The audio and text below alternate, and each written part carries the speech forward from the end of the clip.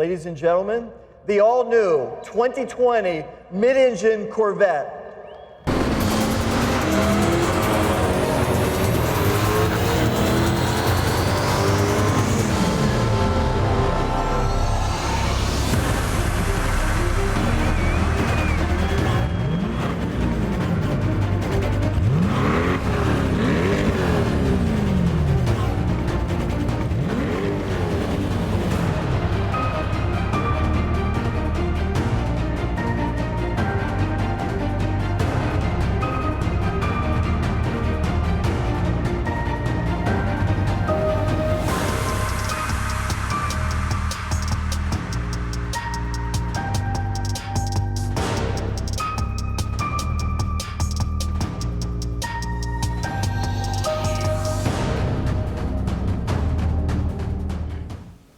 What is going on, YouTube? Tom here, and yes, currently sitting in my car. Really don't want to do this as a driving vlog just because it looks like it's about to rain, but I do want to get this video out today. So last night, those who live under a rock, I bet you most people already know, and I've already seen about 10 different YouTube videos on this today alone, the Corvette with the C8 was revealed. Yes, the mid-engine Corvette is official. So I kind of wanted to talk about it, kind of like, let's talk about the unveil, the kind of review it a little bit, and also talk about kind of the future of the Corvette, what are the expectations. So again, if you live under a rock, the C8 Corvette was revealed over in California. Kind of special press event. I guess automakers kind of have realized that's kind of the future. Rather than do it at a big auto show, just go ahead and do it at a press event that's separate for each car. And actually, sometimes that works better than others. So the Corvette was no exception. So they decided with the C8 to have that. And kind of to start off, I actually thought it was really cool. I'm wearing the NASA shirt today, kind of to tie in with that. They talked about kind of the history of the Corvette, not necessarily just Zora. They did mention Zora, how it was going to go to mid-engine, how he wanted to do it. Then they started talking about the Corvette's kind of tie-in with the space race, the original in the 60s. How Alan Shepard, when he arrived for astronaut training in 1959, they said he had a 57 Corvette. And in 1962, after his first flight, they gave him a brand new Corvette with a special interior, kind of to celebrate. And I think that was actually awesome. They did definitely mention that. Of course, this event actually, for those who don't know, 50 years ago this week was the Apollo 11 launch. So that was pretty cool. They did definitely do a tie-in with that, and they mentioned how in the 60s, they actually got, all of the astronauts actually had Corvettes of their own. They were given Corvettes, right? Basically, they commemorated it by giving them the Corvettes. So I think that was pretty cool. They definitely did a tie-in with history, some lesser-known historical facts. Usually everyone talks about some of these great figures with Corvette. They always, of course, I knew they were going to talk about Zora. So definitely that was pretty cool.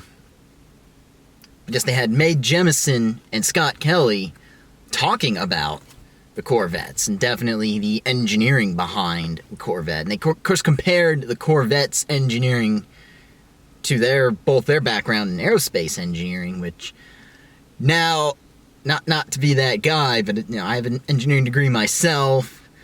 And I don't want to sound like that guy, but I really don't think that what they do, which is aerospace engineering and rocket science, I just don't think it's quite the same as an automotive engineering task. But then again, I've been known to be wrong before. I'm sure there's more similarities than I'm giving them credit for, but still, it is still pretty cool how they had those two very big name astronauts. You know, Scott Kelly, being the longest astronaut ever to live on the International Space Station, and Mae Jemison, the first black woman in space. I thought that was cool. Kind of have that prelude for this Corvette, and then they did the unveil itself and had the different Corvette engineers get up and talk. Unlike Ford, they did unveil a lot of numbers right up front.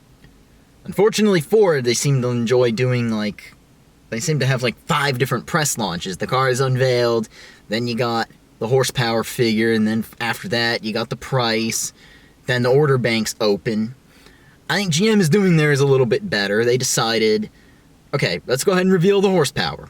495 horsepower and 470 pound-feet of torque, which the predictions were all for 500 or more with this LT2. So the LT2 is confirmed, but it is a little bit lower on power.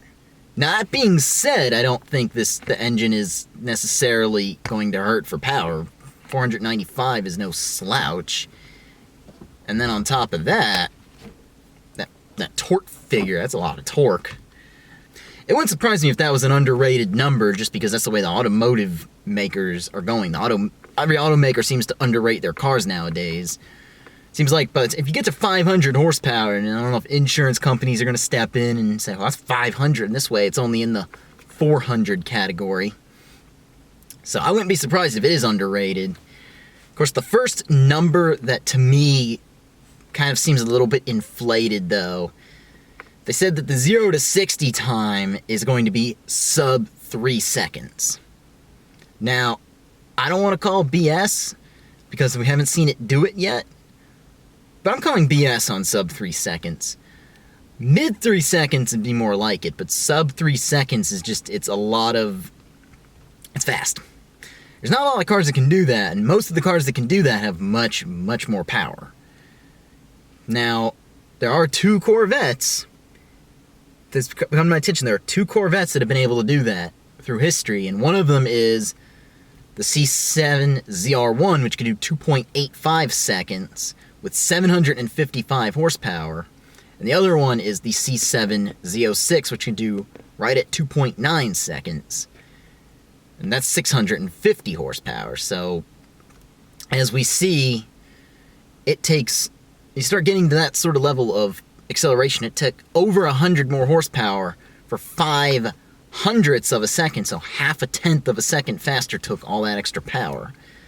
I just don't see a car with only 495 horsepower being able to match that acceleration number. Now, am I wrong? Possibly. We'll have to wait and see. It could be that a case where it might do it. As people have been pointing out, it is a mid-engine car, not front-engine now. You have all that weight over the back tires because this car is mid-engined, which means it is going to be able to hook a lot better versus a front-engine car. The other important fact to mention is this is going to be a dual-clutch car. So compared to definitely manual cars, you remove the driver mod equation. And they specifically said about this 8-speed dual-clutch that it is going to have a very long first gear. Kind of like the previous C6 ZR1, where same thing, where it could hit about 85 miles an hour in first gear. And that was a manual. So now you'll basically have the same idea with this dual clutch. Very long first gear. Effectively, that 0 to 60 time can be done all in one gear. So you remove the shifting equation out of the deal. But they did reveal one price figure. And that is the base price of the car. And actually, I was quite happy with that. It'll be under 60 grand.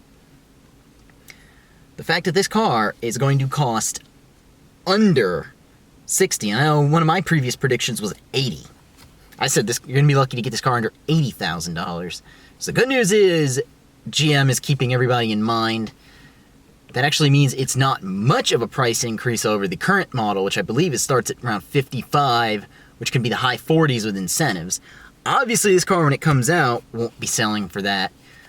But give it some time for incentives to hit, for the stock to start getting up on dealer lots, and all of a sudden, they'll be selling for probably the same, probably mid-50s, probably even low 50s with incentives. They didn't say how much under 60,000, so they haven't said, is it going to be 69 or 59,995, or it's going to be 55 like the current car, 58. We don't know, just under 60. So it may even be 60 once you start factoring in sales tax and dealer fees and everything. But we have to wait and see. And of course, the next question is, how much is the Z51 going to cost? If it's truly as good as it sounds like they want to make it, it might end up being like another $20,000 in options. And of course, the base model, that doesn't include all of the fabulous options. Like they mentioned, it's kind of 3 different types of seats. They haven't mentioned, how much are any of these seats going to cost? How much, are any of the colors going to cost extra? They said they're up to 12 colors, which is pretty amazing. But all that's yet to be seen. Now, of course, the final point I want to mention, though, is, well, what? Let's talk about what could go wrong. Because obviously this car is now mid-engine. It's the first GM mid-engine car. To the best of my knowledge, it's the first mid-engine GM car since the Fiero. Not very well known. Really, that car's known more as a chassis for a kit car more than anything. So, a lot of things could go wrong with this GM car. It could easily flop just due to the fact that it's no longer the front-engine car that everybody knows of. It's now completely going a different direction. It's going to completely change the way the car drives. People might not want it anymore. Obviously, you still have the Camaro. The Camaro is still going to be GM's premier front-engine car. However, there's the rumor of the Camaro getting discontinued after 2023, so the only V8 GM car that's a reasonable price will be a mid-engine Corvette. You won't be able to get a front-engine V8 car anymore. Of course, I still doubt that the Camaro is going to go away, but again, we could be wrong. It might actually go away. Sales could just tank for the Corvette. Obviously, the sales might now go up for the Camaro since it is going to be the only front-engine V8 GM car. Outside of really Cadillac, and Cadillacs are way more expensive, so yeah, maybe Camaro sales will go up. If it completely tanks, the C9 Corvette might go back to front engine. I see that could be a thing. This might not be a permanent switch for Corvette. Corvette might go back to front engine. It's an honest option. And of course, then the big one is, this motor, the LT2, is that motor going to end up in a Camaro? I say yes. Maybe even before the 6th gen is done. They might even decide to revise the 6th gen and put that motor in. That would be pretty amazing. And then, of course, then you got the LT5 that's in the now outgoing ZR1. It might end up in this mid-engine car. Again, fingers crossed, 755 horsepower. That'd be a pretty amazing car. But then there's also the debate of the twin-turbo V8. So those are all still rumors about a potential Z06, ZR1. Supposedly there's one allegedly called the Zora coming out. We don't know because they haven't released any details yet, but that's definitely next. Hopefully that'll be another big press launch.